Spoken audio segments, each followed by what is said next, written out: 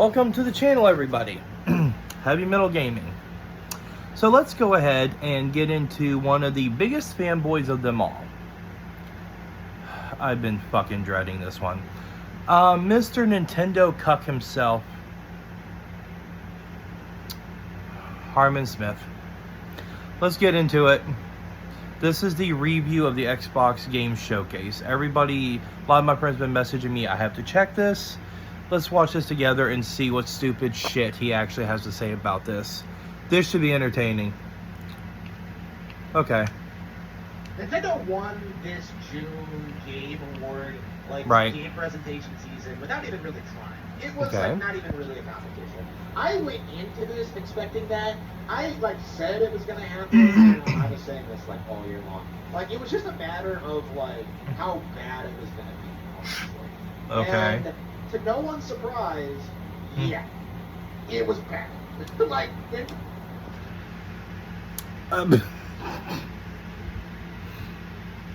Okay. The Xbox Game Showcase was bad. I just touched on this on my last fucking video.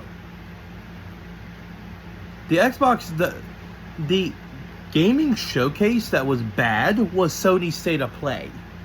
The only game on the State of Play was fucking Lego Horizon. Xbox actually showed games. They showed games with a good amount of gameplay for certain games. And yet the Xbox One was terrible because it's not Nintendo's. Now, to be fair, the Nintendo State of Play or the Nintendo Direct was really good. The Marvel vs. Capcom Fighting Collection, Metroid Prime 4, fucking the new Mario and Luigi, the new Zelda. Nintendo stays in their lane and they do what they do. Nintendo always normally hits out of the park. Especially when it's their usual title. Even the new Donkey Kong Country. Again, I love Nintendo, I love my Switch. But don't be a fucking fanboy. Children, the moral of the story, being a fanboy will rot your brain. And you'll be a Sony pony or a Nintendo pony while you're at it. You don't want that. This is the same fucker that had a mental meltdown over one of the greatest games ever made being Elden Ring. And you're going to compare that to fucking The Legend of Zelda Tears of the Kingdom? Right, let's get back to this one. Nintendo is so far ahead of second place that they must have lapped everyone else and just dozens of times over, right? Because this presentation was absolutely killer. I would say this might be one of the best presentations we've gotten since I don't know, 2023 wasn't great. Maybe February 2023. But I have not been happy with the last several years. Okay, I said this. They all felt kind of iffy. They were okay. Mario Wonder I wasn't sold on initially. So Mario Wonder was a good game. It was a fun game. Come out with so many bangers, so many things I wanted. The return of Mario and Luigi, a new 2D Zelda with from Grezzo, right? And finally saying Metroid Prime 4. Those three things alone killed it. And then you have everything else that they added. Stuff that people don't even understand are big deals. Like Nintendo's response, right? How long have people like the Mish been sitting there, on their YouTube channels, trying to convince you that, Nintendo Switch Sports is a bad game, because it doesn't have enough content. I don't care that it sold 12 million units. And people still play it constantly today. It's one of the most embarrassing Nintendo Switch games ever. Because it was bundled in with the system.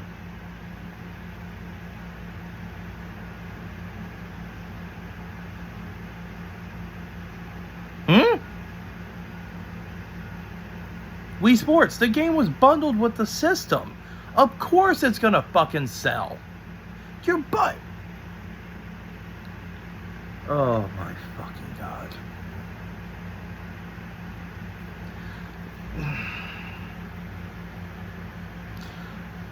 Okay, let's get back to it. The game is amazing. And not only that, it's giving you content.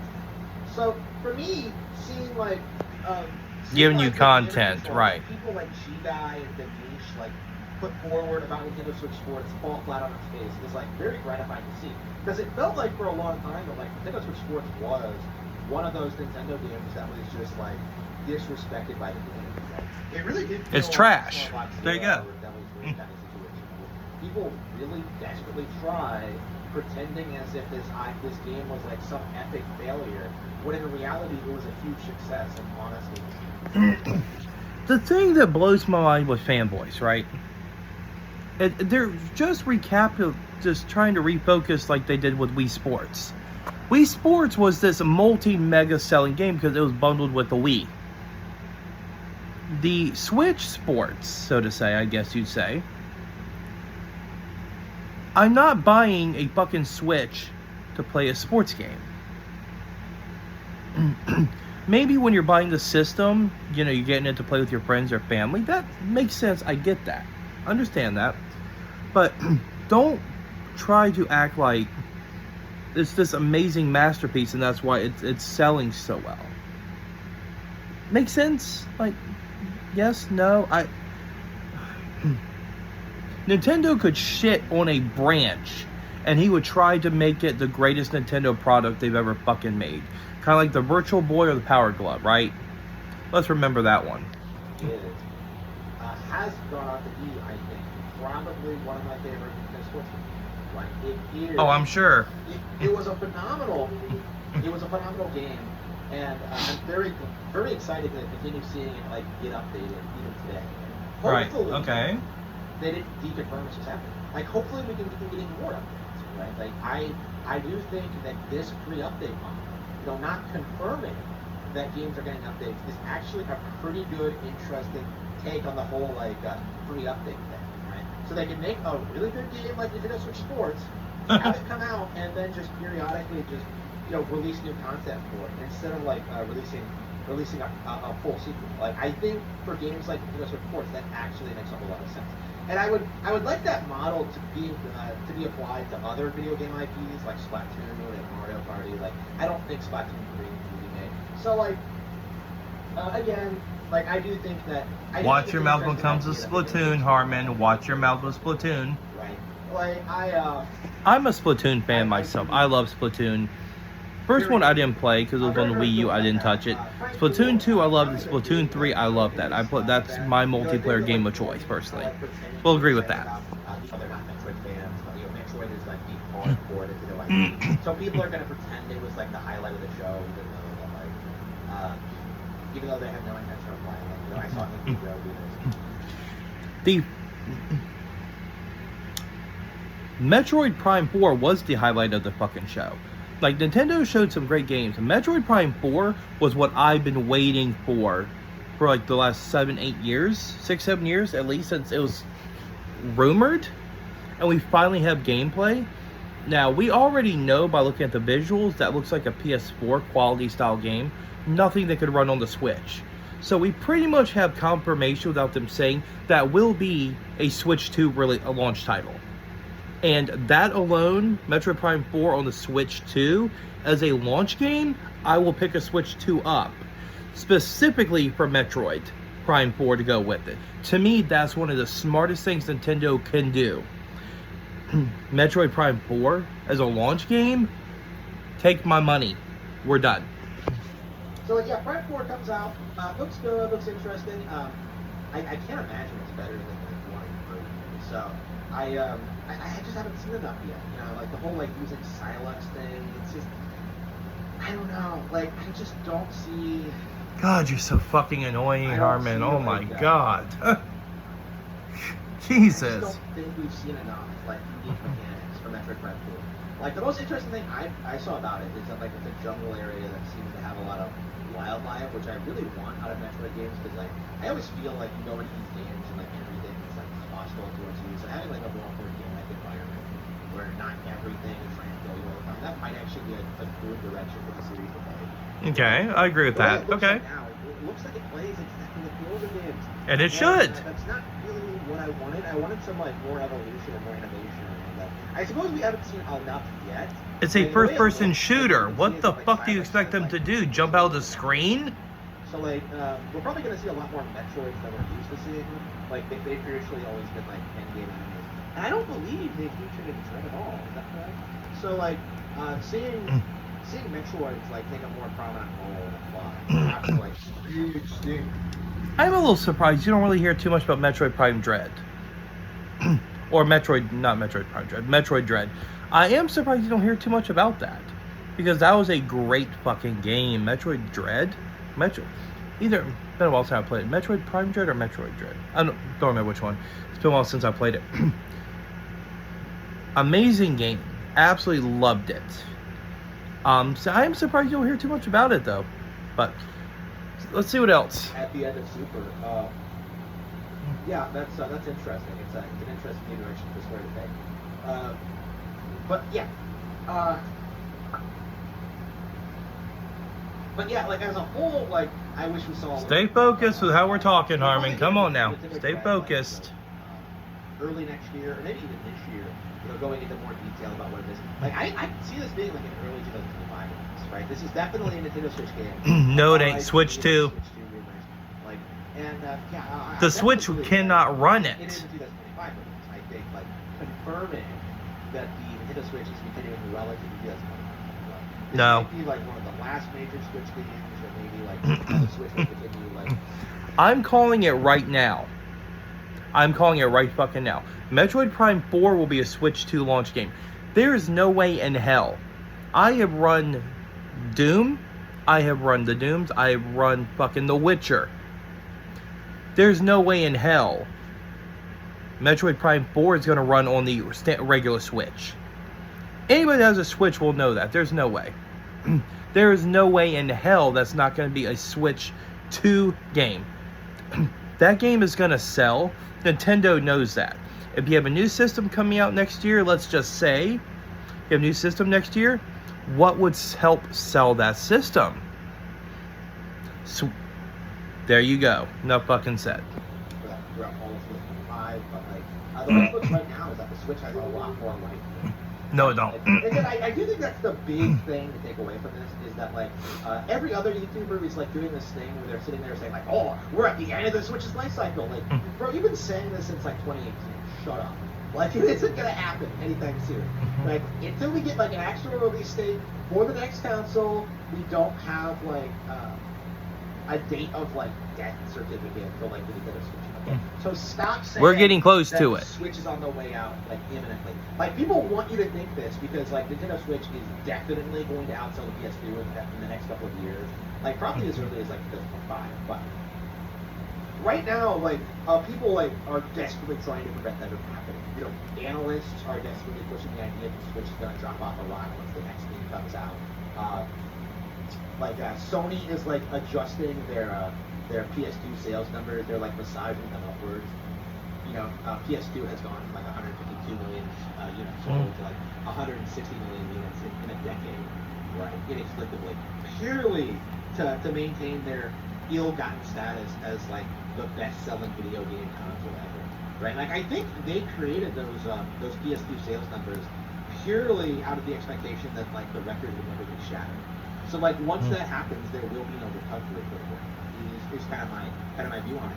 Like, they've been completely reliant on like this idea that like they are the most popular video game platform on the planet. So seeing that like be dismissed is going to be a huge hefty blow to them. So big that I don't think they're going to recover from it, which is why they're so desperate.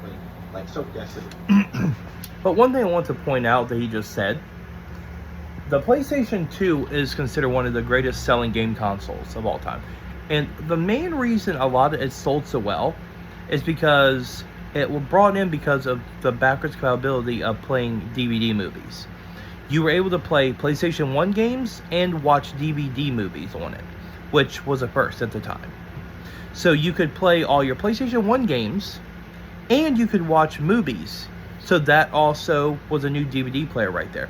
So a lot of people bought it instead of buying a DVD player. They just bought a game system.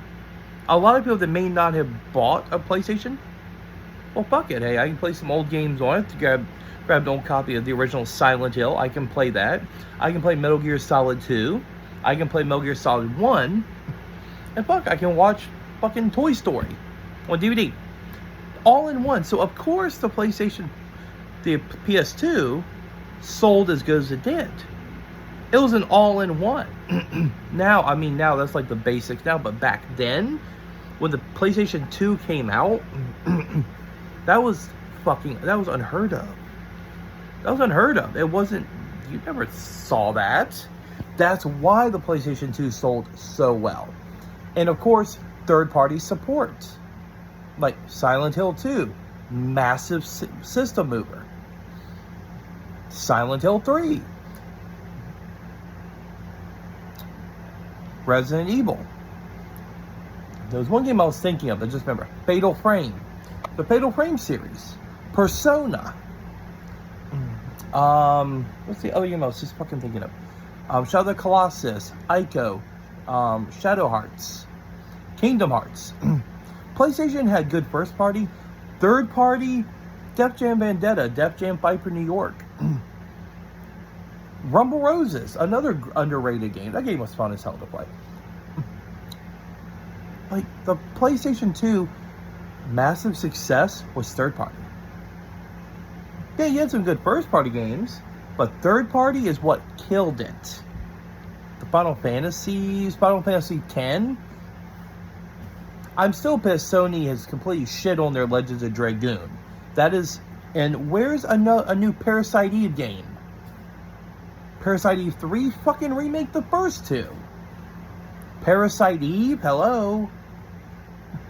I put that up there with the original Resident Evil. Come on. On the original rival schools on the original PlayStation, So yeah, like, chef's you have, kiss. Like, and then you have like the Zelda and stuff, right? A playable Zelda in a Zelda game. And I vocally was against this idea a while ago because like the people pushing for it were like woke idiots, right?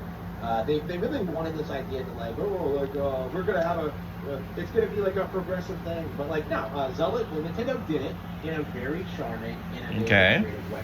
Right, they gave Zelda a unique moveset, made her likable, like gave the game a unique premise, did not disrespect the Link character, which I think is like the big thing that like sets the way Nintendo does this kind of thing compared to other companies. Like they don't emasculate their male characters, right? You saw this in the Mario movie too, where Mario is still very much the protagonist of the Mario movie, even with Peach getting like her Amazonian upgrade. Like seeing the Mario, like seeing like the Zelda, like seeing them like make a really unique, interesting, innovative gameplay like style with Zelda. Okay. Is interesting to me. Like this is like probably my most anticipated game of the year now. Right? I wouldn't go that far, but okay, that's fair. I was really shocked at how like at what I was seeing. Like I was really impressed by it. If they like nail this, if this is on the same level as like Ever Oasis and Triforce Heroes, like they are. Rezo is well on its way to establishing itself as a really genuine, like Nintendo development powerhouse, right? And again, like I'm so disappointed that like people don't seem to understand about them, that they are legitimately talented. I hope this game is like a major turning point in their reputation. Is my honest, genuine opinion about this? Cause I think like they have been written off up until this point. Ever Oasis didn't do well. Triforce Heroes is like the worst Zelda ever. So like, I think this is going to be the moment that they like kind of become mainstream popular. Link's Awakening did reasonably well. Jesus, he loves to fucking ramble. I expect this is going to do well too. So, and again, like this is another thing too. Like Nintendo is killing it when it comes to like female protagonists in games, right? Zelda has her own game, Peach has her own game. And this is why I hate to cover his fucking videos. Right. I seriously. Like again. It's phenomenal. Yes. So think, Harmon. Think. So with that in mind, was this better than the Xbox showcase? Obviously, right? Like. Oh, I was waiting for that one. Depends which way you look at it. See, again, it depends which way you look at it, though, because the Sony one was dog shit. Plain and simple. Even the Summer Game Fest was dog shit.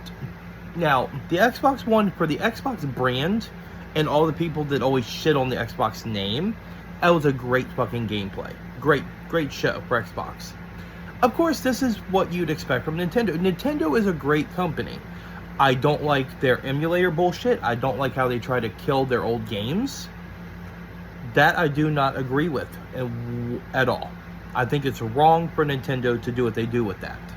If you don't care about preserving your old games, we will. We pay for them games. Do not tell me what I can do with my game that I paid you money for. Plain and simple, that's where that goes. You have to save the old games. That's memories. You have to. The same way with a family, like a family heirloom or something. You treasure that. I still remember playing the very first copy of Mega Man. Of the original Nintendo. My mother bought that for me when I was 5 years old. I remember playing that copy. That copy was my first video game. Then I was hooked from that.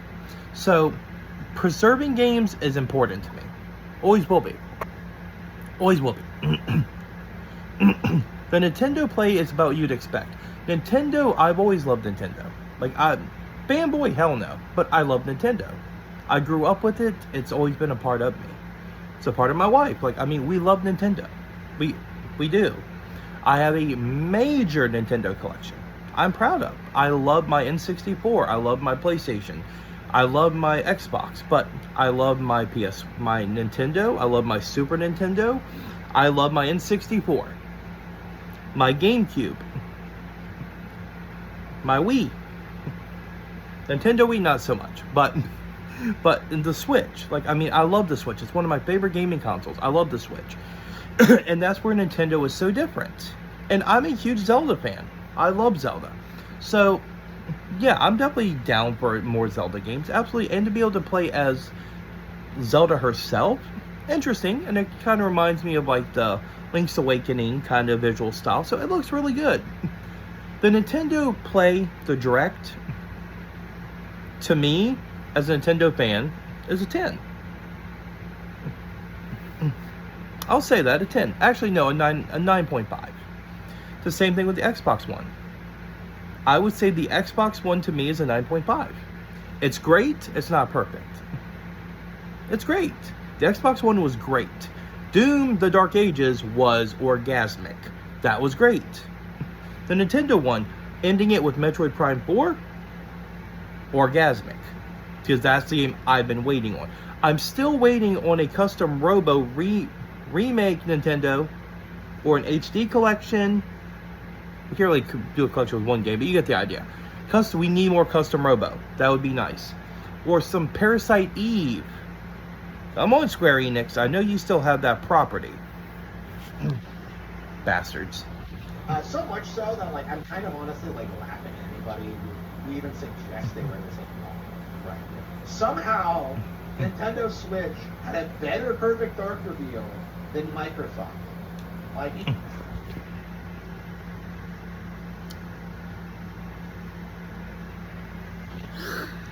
Oh my god, I need a drink after that. Okay. Had a better reveal. 2 different fucking style of games. You're bringing Perfect Dark from the expansion pass on online, which is the original N64 version of Perfect Dark, to the remake of Perfect Dark. It's 2 different games, technically.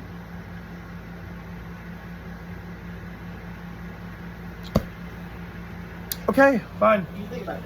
Nintendo had a better reveal of Perfect Dark than Microsoft, who owned the IP now, unfortunately. So seeing that happen, seeing them release Perfect Dark alongside the Turok and Metroid Zero Mission and A Link to the Past, that Game Boy Advance, seeing them do that, that's really telling, I think, of where things are now, right? Of just how companies are not going to be able to do the thing they traditionally did, of just taking their iconic games and keeping them on the Nintendo platforms. Because, people are just going to go for the Nintendo versions, right? People are just going to buy Romance in Saga 2 on Switch or Dragon Quest 3 on Switch. Again, no, because I love trophies and I love my gamer score. The old method of just putting something on another platform and refusing to put it on Like, it's just not going to work. Like, people just are not going to buy other platforms for a game they want to play on the board. Is kind of my realization. It's kind of my feeling on it. Well, he's a fanboy, so of course that's his opinion on I it. think GTA 6 is going to be like kind of the last stand of non-Nintendo, non-Nintendo games. Like, I don't think the narrative is going to survive another console. Like, the idea that Nintendo cannot run these third-party games. Like, I saw that a lot in the Angry Joe reaction. They're like sitting there complaining about all the remakes of games they've never played and trying to imply that, oh, the Switch can't run modern games. But like, what modern games do they not run? Like, especially considering that like we're in like the second half of the Switch lifespan cycle. Like, it's perfectly possible that like if we get the Switch 2 next year, it's possible it might be able to run. They might have GTA 6 on it like day one. There's no fucking way in hell. That's the part I was waiting for. There's no way in hell, and I'm ending it on this note. There's no way in hell Grand Theft Auto 6 will run on the Switch. Will not fucking happen. The Switch 2, they might can do. The Switch 1, not gonna fucking happen. Will not happen. We'll see how things keep going. We'll see how things go. Oh my god. I don't mean for the videos to be long, but it's hard to not point out things. You know what I mean? Especially if you're an old school gamer. You get annoyed easily. Anyway, working on cutting the videos a little bit shorter. But anyway, thanks for watching the video. Head Metal Gamer out. See you in the next one. Stay metal always.